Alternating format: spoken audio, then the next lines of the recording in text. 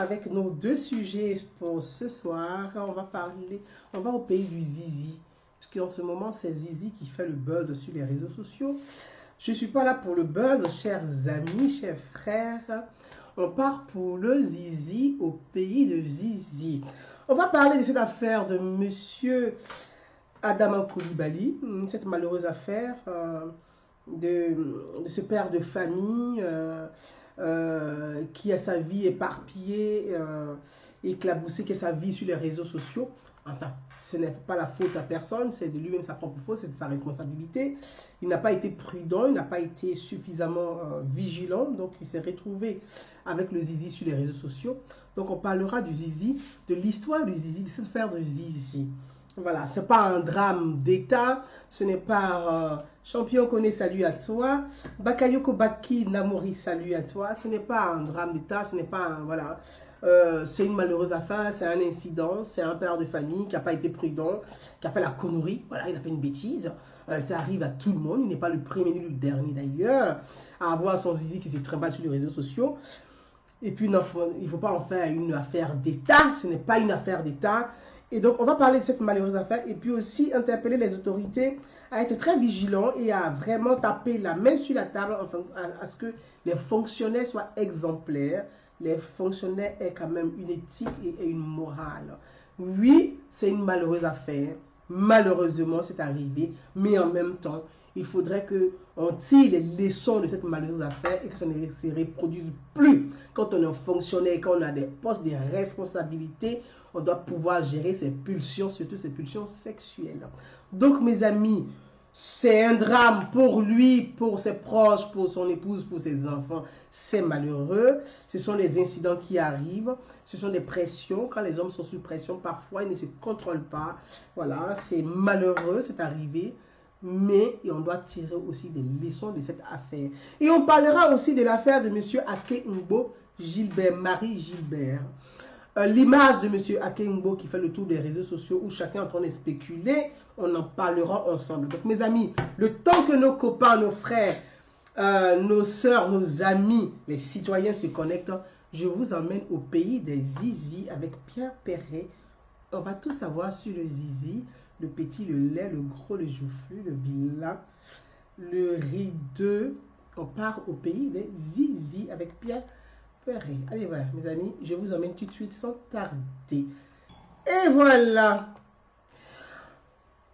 Et voilà, mes amis, je vous emmène en Pierre Perret qui parle du zizi, qui chante le zizi, puisque nous sommes au pays du zizi. C'est une très belle chanson d'ailleurs qui parle du zizi sans complexe. Et voilà. Nous, en Afrique, on a un sujet tabou, c'est de parler de ce parti intime de l'homme, de la femme. On a beaucoup de complexes à parler de ces sujets-là. Donc Pierre Perret a fait une très belle chanson adaptée au contexte. Merci Panassien, moi aussi, merci. Oui, c'est une belle chanson adaptée au contexte. Voilà, donc on saura tout sur le zizi, mais en tout cas, on a vu tout le zizi. On a vu le zizi de monsieur Adama Coulibaly sur les réseaux sociaux. Voilà, comme je l'ai dit en introduction, mes frères et mes soeurs, mes followers, mes princes et princesses, c'est malheureux, c'est une affaire triste. C'est dommage pour un père de famille de se retrouver comme ça sur les réseaux sociaux, à être relayé, à être, bon, les insultes, les réseaux sociaux, c'est ça. Mais c'est dommage parce que c'est un homme, c'est un père de famille, c'est un époux, c'est un frère, c'est sa famille, ce sont ses proches, ce sont les proches, ses beaux-parents. C'est la vie d'un homme qui est étalé pour quelques secondes seulement sur les réseaux sociaux. Sur les réseaux sociaux. Donc voilà, on est là pour parler de ces deux sujets. Et donc les personnes qui ne se sentent pas capables d'écouter, bon, vous pouvez nous excuser et puis vous pouvez nous en aller très volontiers, avec grand plaisir. Voilà, quand on n'apprécie pas une personne, on ne reste pas à l'écouter. Dans ce cas, on est soit un peu stupide ou cupide, ou même, je dirais, même très bête à la fois, parce qu'on vient écouter une personne que l'on n'apprécie pas. Je ne sais pas à quoi se rit. Bon, ça peut être une forme de pathologie. Voilà, très bien. Donc, on va continuer, mes amis. Donc, je parle de cette malheureuse affaire de monsieur Adama Coulibaly. Je pense qu'au-delà même de sa responsabilité et de l'image de la République, de l'image des institutions, de l'image de l'État. Parce que malheureusement, ce comportement a écorché et va écorcher quand même l'image de l'État, donc l'image du président de la République, l'image du chef du gouvernement. Voilà, c'est un homme qui est défait, c'est un homme qui est anéanti, c'est un homme qui est abattu. Humainement, on peut se mettre à la place de cet homme aujourd'hui et humainement, on ressenti que c'est un homme qui est, voilà, qui est abattu. C'est un fonctionnaire, c'est pas un homme politique. Et parfois, on confond le politique et les fonctionnaires. Donc, on confond parfois tout. C'est un homme... c'est un fonctionnaire. C'est comme vous pouvez avoir des erreurs, des égarements, vous pouvez avoir des moments d'inattention et puis vous retrouvez sur les réseaux sociaux. Et donc, il y a aussi l'apprentissage, comprendre ce que c'est que les réseaux sociaux. Malheureusement, en Afrique, beaucoup en Afrique, il n'y a pas suffisamment de sensibilisation pour expliquer, même aux pères, aujourd'hui, voilà, un père qui est sur les réseaux sociaux, aux hommes politiques, aux jeunes, aux enfants, aux jeunes filles, ce que c'est que les réseaux sociaux et comment s'en servir. Les gens sont sur les réseaux sociaux, ils ne prêtent pas attention, ils connaissent pas ce que, ils savent même pas ce que c'est que les réseaux sociaux. Pour eux, ils ont une page Facebook, ils ont un téléphone, un smartphone, ils ont une caméra, ils peuvent faire un selfie, ils peuvent faire un webcam, ils peuvent faire un inbox, un appel vidéo. Pour eux, ça suffit largement. C'est pas important, ça suffit largement pour communiquer avec les gens via la vidéo, se mettre presque à poil via une vidéo, et ils ne savent pas ce qui est derrière les réseaux sociaux. Donc, c'est aussi, je pense que ces faits de société doivent nous permettre, nous en tout cas, de sensibiliser davantage la génération à venir, les jeunes, les pères. Il y a beaucoup de nos mamans, il y a beaucoup de nos papas, il y a beaucoup de sages, il y a beaucoup de vieux, il y a beaucoup de jeunes, il y a beaucoup d'adultes qui sont sur les réseaux sociaux, mais qui ne comprennent pas les réseaux sociaux. Ils ne savent pas ce que c'est que les réseaux sociaux. Ils ne connaissent pas les dangers des réseaux sociaux. Ils ne connaissent pas les risques des réseaux sociaux. Ils pensent que les réseaux sociaux, on peut aller dessus et faire tout et n'importe quoi. Non. Donc c'est un moment aussi pour nous de relayer derrière et de dire, faites attention, les réseaux sociaux, ça peut détruire la vie de quelqu'un en une fraction de seconde. En une seconde, on peut détruire une famille. En une seconde, on peut détruire un pays. En une seconde, on peut détruire un homme. Donc en une seconde, on peut construire un homme. En une seconde, on peut construire un pays. En une seconde, on peut reconstruire une famille.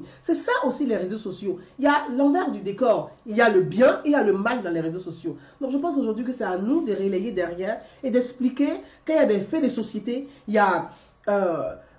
c'est pas un drame en tant que drame, mais pour la personne, pour ce monsieur, c'est un drame parce que c'est sa vie qui est gâchée, d'expliquer, de sensibiliser les personnes à faire très très attention sur les réseaux sociaux. Faites très attention sur les réseaux sociaux. Quelqu'un qui t'aime, quelqu'un qui est amoureux de toi, une personne qui est amoureuse de toi, une personne qui t'aime n'a pas besoin de te voir nu sur un webcam. Une personne qui t'aime, qui t'apprécie, n'a pas besoin de te voir à poil par vidéo ou par photo. Si tu montres ce que tu as déjà d'intime, à quoi bon chercher à te voir? Parce que ce que tu as d'intime là, si tu le montres sur les réseaux sociaux, bon, ça ne sert plus à rien. C'est que tu as perdu même de la valeur. Tu as déjà perdu de la valeur en montrant ce que tu as d'intime sur les réseaux sociaux par photo, par vidéo, par webcam. Quand quelqu'un t'aime, il n'a pas besoin de te filmer. Est-ce qu'un homme a besoin de te filmer pour avoir une relation sexuelle avec toi? Est-ce qu'un homme a besoin d'avoir une photo de ton sexe ou une femme a besoin d'avoir une photo de ton sexe pour tomber amoureux de toi ou tomber amoureuse de toi? On n'a pas besoin de ça. Donc, il faut se sensibiliser. Je pense qu'il faut même partir dans les écoles. Ça se fait ici aujourd'hui en Europe ici. Ça se fait en Europe ici. Il faut vraiment partir à l'école, dans les écoles, pour aller expliquer aux jeunes filles, aux jeunes garçons, les risques des réseaux sociaux. Pour qu'on fasse très attention. Donc, je vois aujourd'hui sur les réseaux sociaux, les gens qui jettent ce monsieur en peinture, l'insultent, le caricaturent, l'humilient. Parce qu'à travers monsieur Adama Coulibaly, ils voient un personnage politique derrière. À travers le pauvre monsieur, ils voient Alassane Ouattara derrière. Ils voient le premier ministre Gonga Coulibaly derrière. C'est-à-dire, on utilise le malheur de ce pauvre monsieur pour pouvoir régler ses comptes politiques avec le gouvernement actuel. On utilise le malheur de ce pauvre monsieur pour régler leurs comptes politiques avec le président Alassane Ouattara. Et c'est ce que je trouve indécent. Moi, je trouve ça indécent et je trouve ça indigne. Je peux même dire indigne. C'est indécent. Est-ce que c'est le premier et le dernier qui a son zizi qui se promène sur les réseaux sociaux? Chantal Teta Aboya, salut à toi. Est-ce que c'est le premier ou le dernier qui a son zizi qui se promène sur les réseaux sociaux. Ce pauvre monsieur-là, il n'est pas le premier ni le dernier. Il n'est pas la première personne qui a son zizi qui se promène sur les réseaux sociaux. Donc ce n'est pas un drame d'État.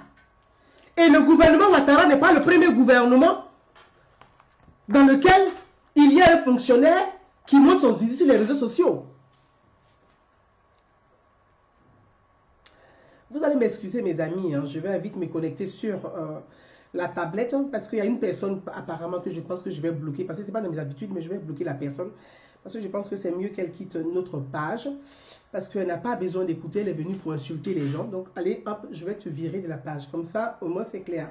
On a besoin des personnes qui ont un cerveau, qui ont des neurones en place, capables de participer à un débat, d'analyser, d'apporter des contradictions. Mais des idiots comme ça, il faut les balayer de la page Facebook. Comme ça, on avance mieux. On ne va pas avoir ces gringaleux-là nous tirer par le bas et nous distraire pendant les débats qui sont très importants pour éduquer la société. Donc, cet idiot, on va le bannir de la page. Comme ça, c'est fait.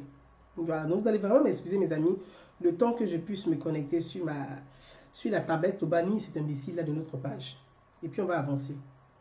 Parce qu'eux, ils voient tout en politique, parce qu'il n'y a rien d'autre qui est... Il n'y a pas de réflexion, ils ne savent pas réfléchir, tout est politique pour eux. Parce que c'était comme si ce monsieur était le premier qui montrait son sexe sur les réseaux sociaux. Et je vais en venir. Parce que le gouvernement précédent, là, il y a eu pire que ça. Le gouvernement Gbagbo, là, il y a eu pire que ça. Et je vais en venir. Je vais en venir. Voilà, je vais en venir. Je vais en venir. Je vais en venir. Donc, je suis en train de me connecter. J'attends de voir cette personne-là encore. J'attends un seul de ses commentaires, je la vire tout de suite. Elle quitte la page.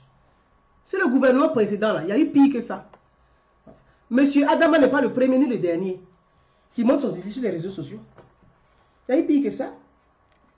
Il n'est pas le premier ni le dernier. Donc, on le voit en peinture parce que derrière ce monsieur, c'est-à-dire on veut régler ses comptes politiques avec Alassane Ouattara, avec Amadou Gon Coulibaly, avec le premier ministre Amadou Gon Coulibaly, avec le président de la République. On veut régler ses comptes directement. Donc, ce monsieur-là, on va utiliser son drame, son malheur. Ce monsieur qui s'est condamné, tout cela, on va utiliser son drame pour pouvoir régler des comptes politiques avec Alassane Ouattara. Mais je trouve ça malhonnête et je trouve ça médiocre. C'est inutile, parce que ça ne sert à rien. Ça ne va rien vous apporter à votre parti politique, ni dans votre projet de société. Ce n'est pas en utilisant le malheur de M. Adama Coulibaly que vous allez revenir au pouvoir. Ce n'est pas un projet, au fait. Donc, je trouve ça dommage. Je trouve dommage d'utiliser son image et de régler votre compte politique avec Alassane Ouattara, avec le gouvernement de Côte d'Ivoire. Voilà. Il n'est pas le premier ni le dernier. Ce qu'il a fait est grave. Oui, c'est grave ce qu'il a fait. Il a fait une connerie. Il a fait une bêtise. Il a fait une bêtise comme beaucoup d'entre vous. Vous en faites des bêtises. Vous en faites des bêtises. Combien d'entre vous ont leurs photos, leurs vidéos sur les réseaux sociaux, dans le téléphone des gens? Vous-même qui insultez ce monsieur aujourd'hui, combien d'entre vous,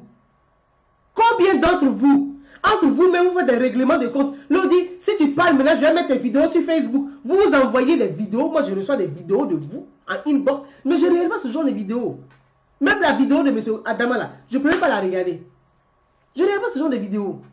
Parce que je ne vois pas d'intérêt. Je ne regarde pas ce genre de... Les vidéos de sexe, je ne regarde pas. Souvent, il y a des gens qui m'envoient des vidéos. J'ai écrit, j'ai dit, les vidéos concernant les sexes, ne m'envoyez pas ça en inbox. Sinon, je vais vous bloquer. Moi, je n'ai pas ce genre de vidéos. Je ne prends pas plaisir à regarder, à publier ce genre de choses. Mais quand il y a un problème, malheureusement, ce pauvre monsieur occupe une place. Il a une responsabilité dans la surveillance même de l'État. Vous savez, mes amis, un homme et une femme, souvent les gens parlent, c'est pour ça que moi je ne suis pas une féministe. Je suis une femme. Je défends le droit de la femme, mais je ne suis pas une féministe. Je défends la place de la femme, mais je ne suis pas une féministe. Mais je ne suis pas pour...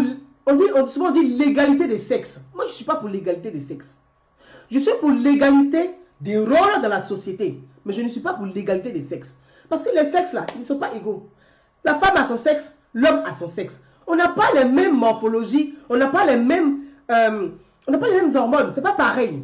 Quand un homme est stressé, quand un homme est fatigué, Quand un homme est angoissé, quand un homme a des problèmes, quand un homme a une pression, quand un homme a beaucoup de travail, l'homme est tendu. L'homme là, il est tendu. Ça veut dire qu'il est dressé, il est tendu. Un homme qui travaille beaucoup, un homme qui est stressé, un homme qui a des soucis, un homme qui a trop d'angoisse, c'est un homme qui est tout le temps tendu. Pour le détendre là, il a besoin de sexe. Il a besoin de passer à l'acte. Un homme qui est tout le temps stressé est tout le temps tendu. Donc, il a besoin de se déstresser. Soit la femme, il va se satisfaire avec une femme, soit il va se branler. Ça, c'est une réalité. Donc, ce monsieur-là, il a une responsabilité. Vous savez, surveiller les écoutes, surveiller l'État, surveiller la République, surveiller le territoire. Ça demande beaucoup de stress. C'est beaucoup stressant, c'est fatigant, c'est stressant. Parce que c'est une responsabilité. Donc ce monsieur, aujourd'hui, on est en train de le jeter en peinture. Mais c'est un homme qui est tendu, qui est tout le temps tendu. Parce qu'il est toujours sur le stress. Il est toujours au qui-vive. Mais quand tu es toujours stressé là, le zizi au garabou, son zizi au garabou, tout le temps, parce qu'il est tout le temps stressé. Il a une poste de responsabilité. Donc, il y a ce contexte-là. Mais, un homme qui a des postes de responsabilité pareil, doit pouvoir gérer ses pulsions sexuelles. Parce que, pour détruire un homme là, un homme politique, pour détruire un homme, il y a deux choses. Le sexe et l'argent. Il n'y a que le sexe et l'argent pour démolir un homme. C'est par le sexe qu'on détruit un homme. Et c'est par l'argent qu'on détruit un homme. Voilà les deux choses pour détruire un homme. Donc, c'est vrai, il faut une éducation populaire. Il faut une éducation populaire. Le monsieur, il est stressé, il a beaucoup d'angoisse, il a beaucoup de pression. Il y a aussi la pression de la République. La Côte d'Ivoire, l'autre pays, la sous-région. Regardez, la sous-région, la dernière fois, je vous ai parlé de notre pays aussi sur la liste des pays qui sont dans la zone des attaques terroristes. Donc, monsieur Adama Koulibaly, ce sont des personnes qui sont nuit et jour en train de surveiller tout l'étendue du territoire. Donc, c'est un stress qui est permanent. Et le monsieur n'a pas su gérer ses pulsions. Il s'est retrouvé dans la merde. Vraiment, il s'est retrouvé dans une vraie merde. Ça, on ne peut pas le nier. On ne sait pas comment il s'est arrangé, mais il s'est retrouvé dans une merde. Il n'a pas juste géré ses pulsions. Mais ses pulsions, on peut les comprendre. Parce qu'il travaille beaucoup, parce qu'il est stressé. Mais la femme aussi, là, quand elle est stressée, la femme, elle est différente de l'homme. Quand la femme est énervée, quand la femme est stressée, quand la femme est angoissée, elle n'a pas besoin d'un homme. Elle ne veut même pas même qu'on la touche. Elle ne veut même pas même qu'on la touche. C'est-à-dire dans sa tête, là, elle ne veut rien. Voilà la différence entre l'homme et la femme. L'homme, quand il est stressé, il est tendu. Quand la femme, elle est stressée, là, elle n'a envie de rien. C'est pour ça que je dis, je ne crois pas à l'égalité des sexes. Parce qu'on n'a pas le même sexe. Donc, je voudrais dire que je n'excuse pas ce qu'il a fait le monsieur. Parce que les gens interprètent souvent mal les propos. Ils vont partir pour dire, vous êtes nous en train de défendre monsieur Adama Koulibaly. Je ne défends pas le fonctionnaire. Je comprends un homme égaré. Je ne défends pas le fonctionnaire. Je condamne l'acte du fonctionnaire. Je condamne l'acte du fonctionnaire. Je suis d'accord. Je condamne l'acte du fonctionnaire. Mais je comprends la fragilité de l'homme. Il faut savoir gérer ses pulsions. Surtout ses pulsions sexuelles et ses désirs d'argent. Voilà, c'est deux choses. Si tu ne sais pas gérer ça, tu vas gâcher ta carrière politique, tu vas gâcher ta vie professionnelle, tu vas gâcher ta vie familiale. Si tu ne sais pas gérer tes pulsions sexuelles, tu ne sais pas gérer tes désirs d'argent, tu vas te détruire tout seul. On n'a pas besoin de grand chose. Toi, tout seul, tu vas te détruire. Donc, cet homme, il se démolit tout seul. Je pense que sa sentence même là, elle est déjà lourde. Elle est lourde. Vis-à-vis de lui-même, de ses collègues, de sa famille, de ses beaux-parents, de ses enfants. C'est un homme qui est abattu. Maintenant, je vous lis au fur et à mesure. Salut Brigitte, je t'embrasse ma soeur. Je t'embrasse. Christelle. Je comprends. Je vous lis au fur et à mesure, je vous lis au fur et à mesure et je vais y répondre. Moi, je demande aux autorités ivoiriennes. Je demande aux autorités ivoiriennes de taper la main sur la table et de rappeler leurs collaborateurs et leurs fonctionnaires à l'ordre républicain. À l'ordre républicain. À l'ordre républicain. Moi, je demande aux autorités ivoiriennes. Je demande aux autorités ivoiriennes de rappeler leurs fonctionnaires, leurs collaborateurs, leurs proches collaborateurs à respecter les institutions, à respecter l'ordre. Ce que ce fonctionnaire, je parlais de l'homme, que j'ai de la compassion pour l'homme. J'essaie de faire la différence. C'est deux sujets. Hein. Il y a l'homme et il y a le fonctionnaire. J'ai de la compassion pour l'homme parce que sa vie, il a déjà une peine qui est lourde. Il a sa vie qui est en peinture. Il a son honneur qui est bafoué. Il a sa vie de famille. J'espère qu'elle ne sera pas détruite. Que son épouse, ses enfants seront à ses côtés pour l'aider à remonter. Parce que ce sont des moments très difficiles. Ce sont des moments pénibles. Il ne s'attend pas à ça. Il s'est retrouvé en peinture sur les réseaux sociaux. Mais là, je parle du fonctionnaire. Donc, je fais le distinguo. Je parle du fonctionnaire. Donc, je demande aux autorités ivoiriennes de prendre des sanctions disciplinaires vis-à-vis de leurs collaborateurs. De prendre des sanctions disciplinaires vis-à-vis de leurs proches collaborateurs. De leurs ministres, vis-à-vis d'eux-mêmes. L'image de la République, là, c'est ce genre de comportement qui détruit l'image de la République. C'est ce genre de comportement qui bousille l'image du président de la République. Malgré tous ses efforts, son travail, son acharnement pour donner une visibilité à la Côte d'Ivoire, pour donner une force économique à la Côte d'Ivoire, pour apporter le développement à la Côte d'Ivoire, ce genre de comportement, c'est pas bien. Ce genre de comportement était hic. Hic. Quand on aime un président, on dit on aime Alassane Ouattara. Si vous aimez Alassane Ouattara, je l'ai toujours dit, copiez sur le comportement d'Alassane Ouattara. Ayez le même comportement qu'Alassane Ouattara. Vous n'êtes pas le seul garçon dans ce pays-là. Vous n'êtes pas le seul garçon. Vous n'êtes pas plus beau qu'Alassane Ouattara. Vous n'êtes pas plus élégant qu'Alassane Ouattara. Alassane Ouattara, c'est un très bel homme. C'est un très bel homme. Est-ce que vous avez une fois entendu, celle-là, c'est la copine d'Alassane Ouattara? Est-ce que vous avez une fois entendu, voilà les go d'Alassane Ouattara? Pourquoi c'est vous-même, vous êtes dans les bêtises comme ça là? C'est quoi ça? Suivez son exemple. Suivez le modèle que vous aimez. Suivez l'exemple d'Alassane Ouattara. Pourquoi vous êtes dans les trucs comme ça là? Vous êtes des proches collaborateurs. Votre comportement salit l'image de la personne que vous accompagnez. Je l'ai toujours dit ici.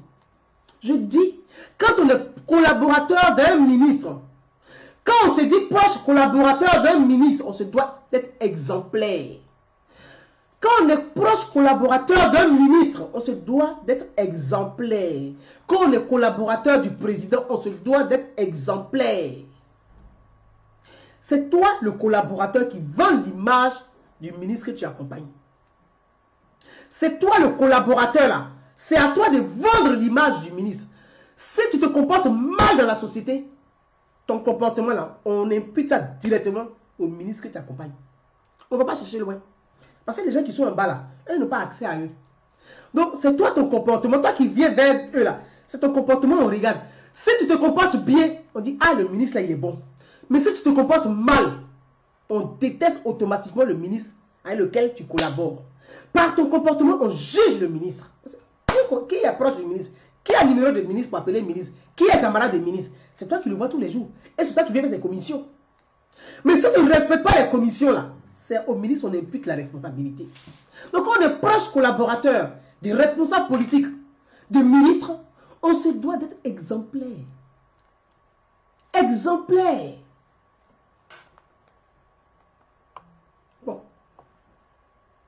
mon frère. Tu es dans le bureau. Voilà la photo du président. Voilà la photo du premier ministre. Et puis tu sors maintenant le Bangala. On a qu'à faire comment maintenant? On ne sait pas par quel bout on va attraper pour parler. On a qu'à faire comment dans ça? Bon. C'est vrai. On prend avec un peu d'autodérision, de l'humour. Oui, il faut de l'humour dans la société pour équilibrer les choses. Quand il y a des drames comme ça, il faut un peu d'autodérision, un peu d'humour pour pouvoir surmonter les choses. Moi, j'ai vu les photos du président, photos du premier ministre, et puis il voit Bangala. Bon, j'ai pensé au film qu'on appelle Chouchou. Je ne sais pas si vous avez ce film-là, si vous avez vu le film, avec Gad Elmaleh, dans Chouchou, dans le film Chouchou avec Gad Elmaleh. Il y a un curé qui est dedans. Lui, il fantasme sur la croix de Jésus avec la croix de la Vierge Marie. Le curé là, comme on dit, veut de chasteté, le curé n'a pas le droit d'avoir des relations sexuelles. Donc dans le film là, le curé, lui, c'est quand il rentre dans sa chambre là, quand il voit la croix de Marie et la croix de Jésus, bon, le curé est au Ganavou. C'est là que le curé, il fait ce que notre frère a fait. Il fait ce que M. Adama. Le curé fait devant la croix de la Vierge Marie et de Jésus. Bon, on va dire que notre frère, il aime tellement le président de la République avec le premier ministre que quand il voit leurs photos, bah, il fantasme. Qu'est-ce que vous voulez qu'on dise d'autre? C'est malheureux à dire, mais bon, bah, c'est la seule explication qu'on peut donner. Hein. Il aime tellement donc quand il voit sa photo, il est au garde à vous. Qu'est-ce que vous voulez? Donc, bon, voyez, il faut prendre avec un peu d'humour pour pouvoir surmonter les choses. C'est triste à dire, mais bon, c'est l'image que moi, ça me renvoie. Voilà, donc vraiment, il faudrait qu'au-delà... Oui, bon, voyez, c'est vrai, au-delà de l'acte que cet homme a posé, de cette bêtise qui est humaine, c'est humain. Un homme qui ne bande pas, qui est un homme qui est mort. Donc, c'est humain. Voilà, c'est humain.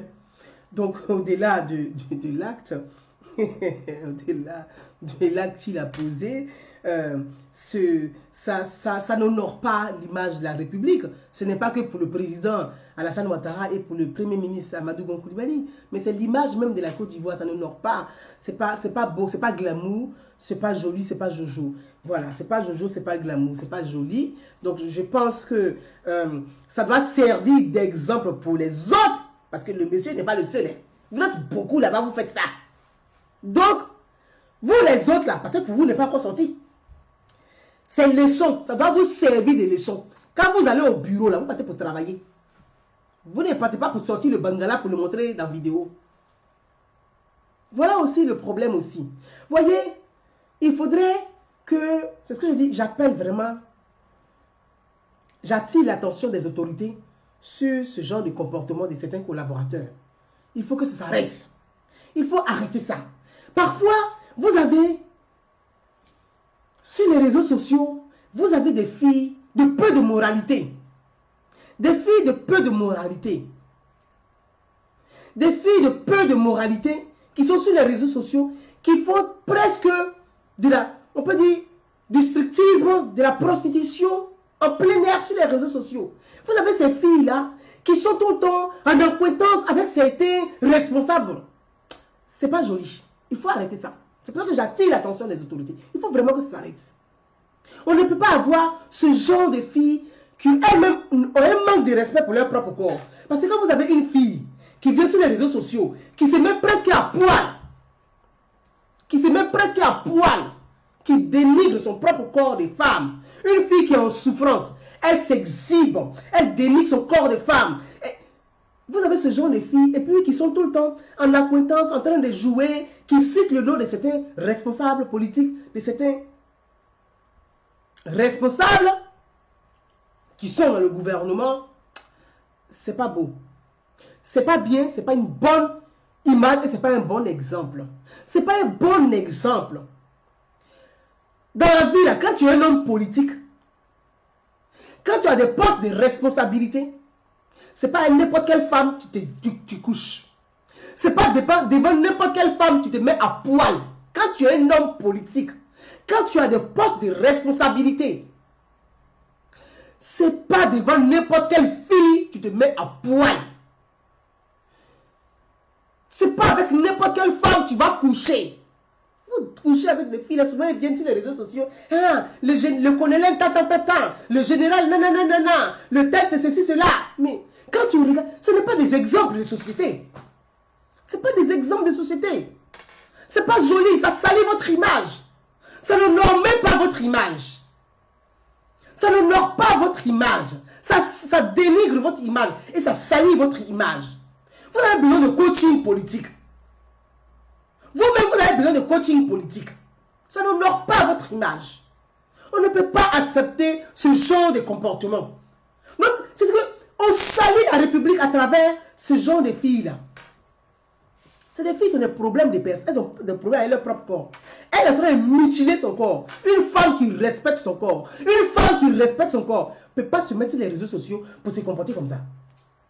C'est une femme qui est en souffrance. Généralement, ce genre de filles-là, si vous rentrez dans leur passé, soit elles ont été violées par leur père, elles ont été violées par leur frère, ce sont des filles qui dénigrent, elles rejettent son corps de femme. Donc elle, là, son corps, là, elle s'en fout de son corps. Mais on ne peut pas avoir ça. Ces gens de femmes ne peuvent pas s'asseoir pour citer le nom de certains responsables politiques, de certaines personnalités politiques, citer leur nom de façon vulgaire comme ça dans des vidéos. Mais ça salit votre nom, c'est pas normal. Il faut que ça s'arrête. Et ça là, il faut que le chef du gouvernement, le premier ministre Amadou Gon Coulibaly, tape la main sur la table. Ça là, il n'y a pas à faire de complaisance. Des gens qui ne sont pas capables de respecter l'État, l'autorité de l'État, de respecter la République là, on tape la main sur la table. C'est que ce poste là, ça ne te convient pas, tu quittes. Il y a des gens qui ont des compétences. Ils peuvent prendre ton poste. Parce que toi-même, tu ne respectes pas le poste qu'on t'a donné. Donc, on va mettre les gens qui savent respecter ça. Parce que ce n'est pas normal.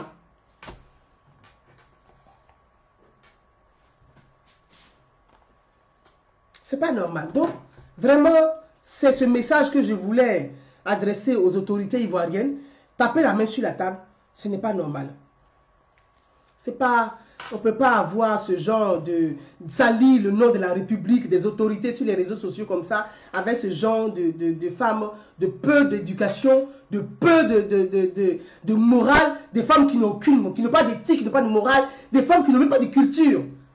Voilà. Aujourd'hui, ça veut dire quoi? Ce genre de filles-là, il suffit qu'elles aillent coucher avec vous, elles vont vous filmer, elles mettent sur Facebook, ou elles font chantage. Vous allez faire quoi? Vous allez faire quoi?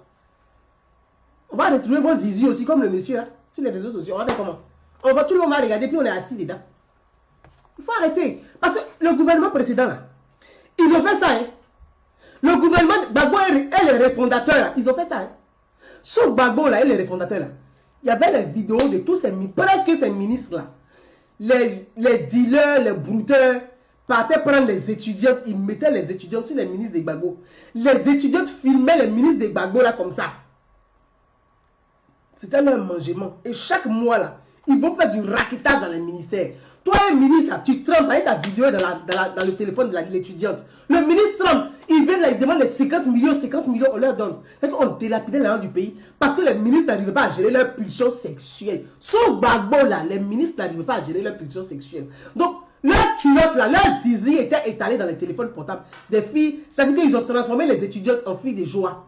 Ces filles, étudiantes filles de joie, là, elles avaient les vidéos des ministres des Gbagbo dans les portables. Ça donnait quoi aujourd'hui? Ça donnait quoi? Ça donnait quoi? Donc, le gouvernement précédent, là, il y a eu des bêtises comme ça. Donc, cette fois-ci, là, il faut vite corriger ça et que ça s'arrête. On ne veut plus voir ce genre de choses-là. On ne veut plus voir vos zizi qui se promènent sur les réseaux sociaux. Arrangez-vous là-bas. Et puis, chacun n'a qu'à garder son zizi dans sa culotte. Nous, on ne veut pas voir ça sur les réseaux sociaux. Il a fait une connerie, ok. Mais on ne veut plus voir ça. Chacun n'a qu'à attraper son truc. Chacun n'a qu'à gérer ses pulsions. Chacun n'a qu'à faire un effort. C'est ça aussi l'effort collectif. On dit qu'on dit un effort collectif, c'est ça. Gérer ses pulsions. Chacun n'a qu'à gérer ça. Parce que c'est vraiment pas beau à voir. C'est pas joli à voir. Et c'est pas drôle. Vous voyez, c'est malheureux. Malheureusement, c'est tombé sur le pauvre monsieur. Il paye plein pot. Bah, il faut toujours un cobaye. Hein. Bah, donc, il est le cobaye. Voilà. Personne ne l'a envoyé. C'est lui-même qui a envoyé ça. Et il paraît qu'il était très content. Avec un grand sourire en plus. Donc, voilà, il n'est pas malheureux non plus. Quand il a fini de faire sa chose. Il n'était pas malheureux. En tout cas, il était bien heureux. Malheureusement, manque de peau. Ça est sur les réseaux sociaux. Voilà. On peut rien, c'est comme ça, c'est comme ça. Donc, ça va servir de leçon pour les autres.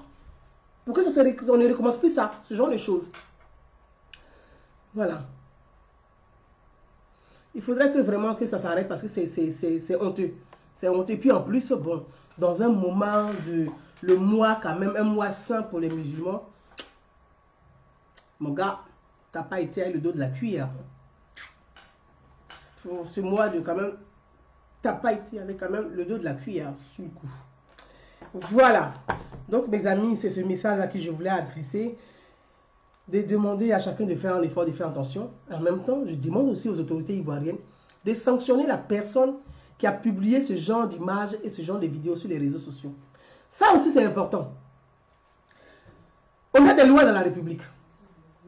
C'est pas parce que tu as ta page Facebook que tu vas te permettre de prendre... Parce que cette vidéo-là, elle est privée. Hein, c'est dans un cadre privé. La vidéo que le monsieur a faite, c'est dans un cadre privé. Ça veut dire que c'est une vidéo privée qu'il a adressée à quelqu'un. Qui a mis cette vidéo sur les réseaux sociaux et qui a étalé la vie de ce monsieur sur les réseaux sociaux. Il faut des sanctions. Il faut des sanctions. Il faut pénaliser. Il faut condamner cette personne pour que la personne qui a fait ça là, elle serve aussi des leçons. Elle doit servir des leçons. Parce qu'aujourd'hui, les Africains utilisent mal les réseaux sociaux. C'est devenu maintenant un truc où, quand tu as un adversaire politique, tu vas envoyer quelqu'un pour aller coucher avec lui, tu prends la vidéo, tu mets sur les réseaux sociaux. Au lieu d'avoir des idées, des débats d'idées, des débats contradictoires, des projets contre projets, des idées contre des idées, d'avoir un débat démocratique, on va nous emmener dans un débat de cul en 2020. C'est dans ça on est. Que de nous amener dans un vrai débat de société. Dans un débat où on va nous proposer, chacun va proposer son projet de société, son projet de gouvernement. Pour éclairer les citoyens, aller choisir le bon projet, on va nous mettre dans une affaire de débat de cul. C'est dans ça on a commencé. C'est la campagne de 2020 qui a commencé comme ça, un débat de cul. On ne peut pas plonger la Côte d'Ivoire dans les fesses d'une femme. C'est pas possible. Ou on ne peut pas plonger la Côte d'Ivoire dans la culotte d'un homme. C'est pas possible. Il faut un vrai débat. Donc il faut des sanctions contre la personne qui a publié la vidéo de ce monsieur sur les réseaux sociaux. Il faut que cette personne soit condamnée, elle soit trimballée devant les tribunaux, qu'elle soit condamnée. Parce que l'acte que la personne a posé là, c'est condamnable. C'est pas normal. Ici en France là, on ne peut même pas se tromper. Tu ne peux pas filmer quelqu'un. Si même la personne a fait une vidéo, elle-même a fait une vidéo privée, qu'elle t'a envoyé là, la vidéo est privée. Tu t'es trompé, tu as envoyé la vidéo à quelqu'un d'autre. Toi, oh, quelqu'un là, on vous fout en tôle et vous payez. On vous condamne, vous payez une amende lourde, au moins 50 000 €. Il faut que la personne qui a publié la vidéo de ce pauvre monsieur sur les réseaux sociaux, la personne soit arrêtée, traquée devant la justice. Et que nous, les Ivoiriens, là, on va savoir de qui il s'agit. Ça va servir de leçon aussi à certains imbéciles qui se cachent, qui sont envoyés par certains adversaires politiques pour aller humilier publiquement les gens sur les réseaux sociaux. On ne peut pas prendre l'image de quelqu'un et puis venir publier pour dire oui, voilà son image. Les personnes, souvent j'entends des gens qui disent oui, il y a telle personne qui tient l'image de temps. Vous partez filmer les femmes, allez ici, vous les filmez, vous faites du chantage. Vous partez au commissariat, vous portez plainte. Vous portez plainte. Il faudrait que l'État, parce que ça devient une histoire publique, et l'État doit se saisir de ce dossier-là pour éduquer la société. Éduquer les citoyens à comprendre que c'est pas parce que tu as une page Facebook que tu dois tout faire sur ta page Facebook. Ta page Facebook là, tu as le droit de faire n'importe quoi. Tu ne peux pas venir exposer la nudité d'une femme sur les réseaux sociaux. Venir exposer la nudité d'un homme sur les réseaux sociaux. Venir exposer des vidéos, ça dit que ta relation sexuelle sur les réseaux sociaux. Il faut que l'État se saisisse de ça. Le procureur doit se saisir de ce dossier-là. La personne qui a publié la vidéo de ce monsieur doit être reballée devant la justice, être condamnée sévèrement. Elle doit être condamnée. Ça va servir de leçon à certains idiots qui pensent que Facebook, là, on doit se permettre de tout faire là-dessus. Ça va servir de leçon à d'autres. Parce que c'est pas normal. C'est pas normal. On peut pas exposer la vie privée de quelqu'un comme ça sur les réseaux sociaux. C'est pas normal. Donc, mes amis, Voilà, concernant l'histoire de la fête affaire des Zizi, le temps de faire une petite pause pour dire à monsieur Adama Koulibaly, mon pauvre, tu es dans le pétrin. Voilà. C'est dommage, mais en même temps, crois-moi, tu n'es pas le seul. Voilà. Vous n'êtes pas le seul dans ce cas. Des gens comme vous, il y en a eu dans le passé, il y en a toujours, il y a toujours eu, il y en aura toujours. Dans le passé, autant de fouets, il y avait ça. Il y avait ça, autant de fouets. Sauf qu'ils ont eu de la chance, il n'y avait pas les réseaux sociaux. Donc, eux, ils ont eu de la chance, c'était des bouches à oreille, donc tout le monde ne voyait pas ça. Mais aujourd'hui, avec l'avènement des réseaux sociaux, avec cette révolution, ben, tout se sait. Chacun va, se cache pour aller voir devant la porte de son voisin, pour voir si son voisin a fait, il ne faut pas. Flash, il est déjà son téléphone dessus, sur selfie, pour flasher la personne, prendre photo. Donc, on est arrivé à cette société-là. Donc, faites très attention, mais vous n'êtes pas le seul. Si ça peut vous rassurer, nous aussi, hein, on a eu ça en France. Parce que j'entends des gens qui disent, oui, oui, il faut le licencier, il faut le monsieur, il doit être, il faut le licencier, il doit quitter son poste de responsabilité. En France ici, là, on a eu Castaner, hein, le ministre de l'Intérieur, au moment où ça chauffait, les Champs-Élysées brûlaient là. Lui, il était en boîte, juste sur les mêmes Champs-Élysées, avec sa Kiza. Ils s'embrassaient sur la piste de danse. Il était en train de lever. Donc, M. Koulibaly, vous n'êtes pas le seul. Vous êtes juste un simple fonctionnaire. Non, ici en France, là, le ministre de l'Intérieur, je pense même qu'il était à Abidjan la dernière fois. Peut-être que c'est lui qui vous a envoyé sa petite poste aussi un peu là-bas. On ne sait pas. Voilà. Vous n'êtes pas le seul pour vous dire que vous n'êtes pas le seul. Et puis en plus, vous avez fait beaucoup de jaloux aussi, beaucoup d'envieux. On n'a qu'à dire la vérité. Vous qui insultez le pauvre M. Koulibaly, là, vous avez des gros caleçons, il n'y a rien dedans. Le monsieur, vous êtes jaloux de lui. Donc laissez-le tranquille. Il a déjà assez payé. Laissez le pauvre monsieur tranquille avec sa famille. Ils vont se reconstruire tout doucement. Voilà. Si ça peut vous rassurer, M. Koulibaly, votre femme, elle a fait le bon choix. Donc ça ne sert à rien de chercher à vous détruire inutilement. Ben, ça sert de leçon et puis vous serez aussi utile pour les petits-enfants pour leur donner des conseils pour dire papy a fait la bêtise et un temps là. Faites attention mes petits-enfants. Les réseaux sociaux, on ne joue pas avec. Voilà. Voilà un peu ce que je veux. Je veux dire concernant monsieur Koulibaly. On va partir avec monsieur... Mes amis, je vais vous faire écouter une petite musique si c'est possible. On va partir avec l'histoire de monsieur Ake Mbo. On va partir avec Ake Mbo.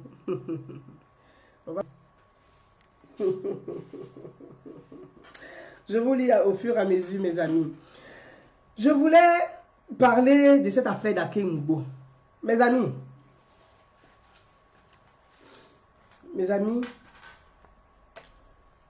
je pense que, je ne sais pas si on a un problème, si vous me suivez, si on a un problème de, voilà, si vous me suivez, très bien, j'essaie de,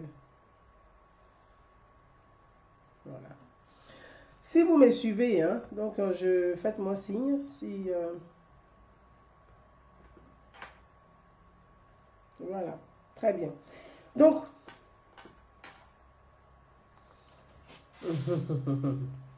on part avec Ake Mbo. J'ai vu sur les réseaux sociaux une image de M. Ake Mbo. Une image de M. Ake Mbo sur les réseaux sociaux. Vous qui êtes là, je vais vous montrer quelques images avant de commencer la vidéo avec vous. Si vous me suivez. Voilà. Si vous me suivez. Je viens par là. Si vous me suivez. On a vu l'image de M. Ake Mbo sur les réseaux sociaux. Je vois des gens qui publient la photo d'Ake Mbo. Ake Mbo qui a très maigri. Il a maigri, Ake Mbo il a maigri. Mais il a maigri. Son maigri n'est pas un maigri de maladie. Son maigri n'est pas un maigri de maladie. Le maigri d'Ake Mbo là, ce n'est pas un maigri de maladie. Mais beaucoup de personnes ont relayé. C'est-à-dire, vous voyez, je dis, les réseaux sociaux là, en une seconde, on peut démolir. En une seconde, on peut construire. En une seconde, on peut briser un pays. Le problème de mes frères, parce que je les appelle mes frères, communément on appelle Pro Gbagbo là. Ce sont mes frères. Et c'est vos frères aussi. Mais malheureusement, ils ont un problème de raisonnement. Malheureusement, on dirait qu'être Pro Gbagbo là, c'est comme maladie chez eux. Moi, je ne sais pas. Ils ont un problème de discernement, ils ont un problème de raisonnement. Ils ont un problème même d'analyse. Ils ne savent pas, je ne sais pas s'ils font exprès ou c'est, je ne sais pas. Je ne sais vraiment pas. Dites-leur de venir, ils vont savoir ce que Akeungbo a. Parce qu'ils pensent connaître les gens, ils ne connaissent pas. Voyez les réseaux sociaux. Les gens spéculent facilement. Les gens mentent tout le temps sur les réseaux sociaux. Et puis ils mentent avec une telle conviction. Tu as l'impression que ce qu'ils disent est vrai. Si toi-même tu es fragile, ils vont te prendre. Dans leur jeu, dans leur fille. Dites-leur de venir écouter ce que j'ai à leur dire. Parce qu'ils ne connaissent pas Akeungbo. Tous leurs vous là, ils font sur les réseaux sociaux. Là, ils n'ont même pas de contact avec Simone Gbagbo. Ils ne savent rien. Donc, à venir écouter ici. Je parle de cette affaire-là. Je vais essayer d'appeler quelqu'un.